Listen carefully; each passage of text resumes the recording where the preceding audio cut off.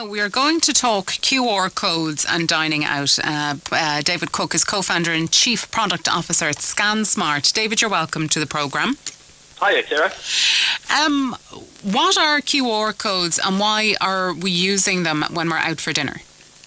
So a QR code is the funny little square barcode that you see dotted on products and in magazines and newspapers. And effectively what a QR code allows you to do is to open up your camera phone, place your camera phone over, or like take a photo of it, and it allows the user to click on a link and taken directly to a website or to an application, to open an application. And what we're using it for is allowing customers to be able to check in, as we call it, into restaurants and pubs securely and safely. So if you were to walk up to one of the ScanSmart venues, you would scan a QR code on your phone, you would put your details in instead of writing it in a book, and you would then effectively be checked in. And your details would then be held safely and securely in case there's an outbreak of COVID needs to be contacted. I can absolutely see how, to a digital native or people who are very much used to using their phones for that kind of thing, this seems deeply efficient. It would, however, seem quite daunting if smartphone use in that particular way isn't something that's part of your day-to-day life.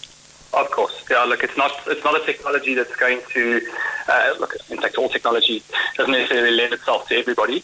And the venues that we've rolled it out at, we're seeing a sort of an 80 to 90% adoption rate. There obviously is always going to be people who are either not going to want to use their phones to check in or can't use their phones to check in.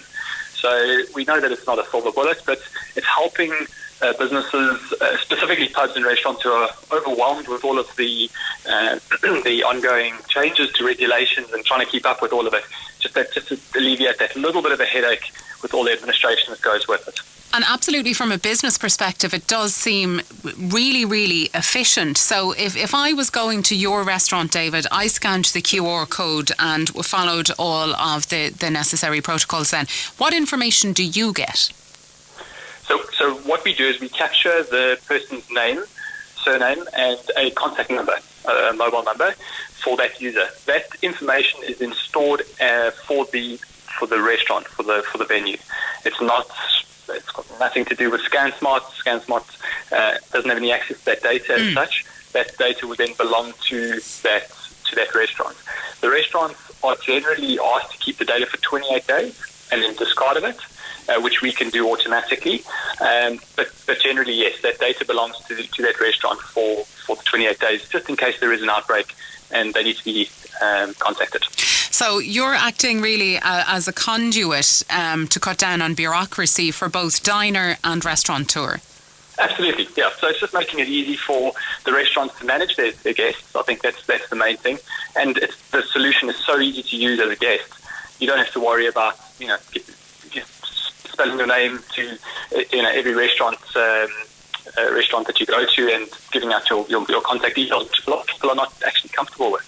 You do that all on your mobile phone. So it's solving two needs, really. Well, David Cooke, co-founder and chief product officer at ScanSmart, thank you indeed for joining us.